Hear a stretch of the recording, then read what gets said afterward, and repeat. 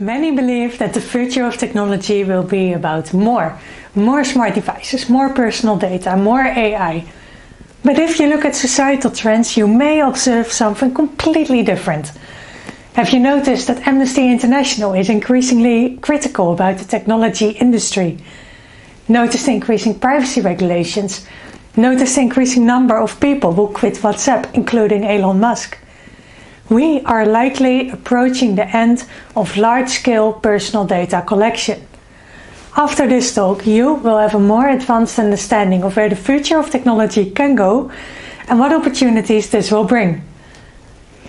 2 years ago, I was coaching a group of design students who had to design smartwatches to improve the health of office workers. But the students found this a terrible idea. Office employees do not want to be tracked around at the office, nor give their manager access to their health data. And what happened next was a masterclass in addressing the elephant in the room. They decided to prevent stress caused by bad management. This made more sense than smartwatches to improve the health in the office. What I learned is that personal data collection rarely addresses the root cause of a problem, and therefore it is rarely the best way to innovate. But is it perhaps the best way to make a lot of money? Let me tell you more about the Dutch broadcasting organization NPO.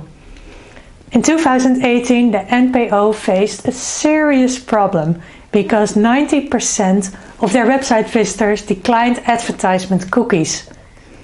And then they had an idea, their own advertisement system. They place ads based on the context of the website.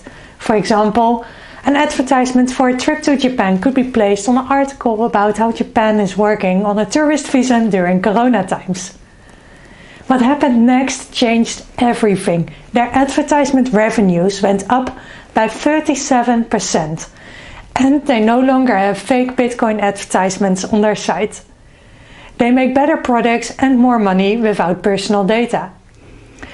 They quitted cookie-based advertisement entirely.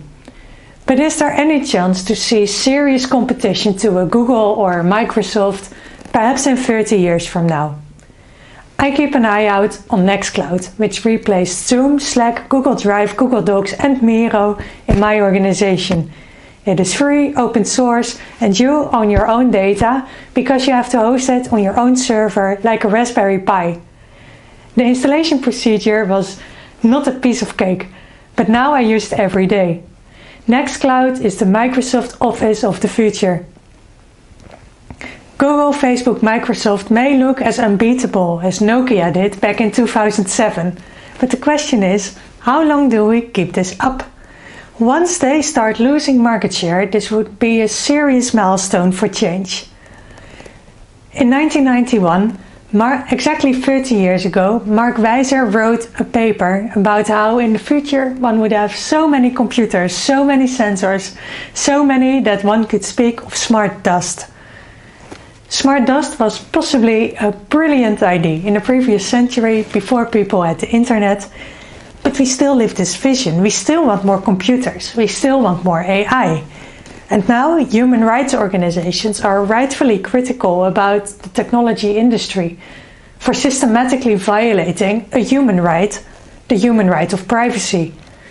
I often hear that personal data is this prerequisite for innovation and progress.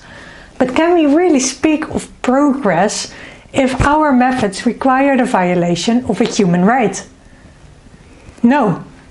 After 30 years, it is time for a new dream. In 30 years from now, data minimization could be the central pillar in innovation. We would do innovation like the students did by addressing the elephants in the room. And small-scale technology players like the NPO and Nextcloud could survive on their own without ambitioning being acquired by Google or venture capitalist investments. What do we need to get here? How long do we need to get there? And what could a competitor to Amazon look like? Read my paper, The Computer for the 21st Century, 2nd edition for Europe. In 12 pages, I break down those questions for you, and I also give investment advice to the NSA. Thank you.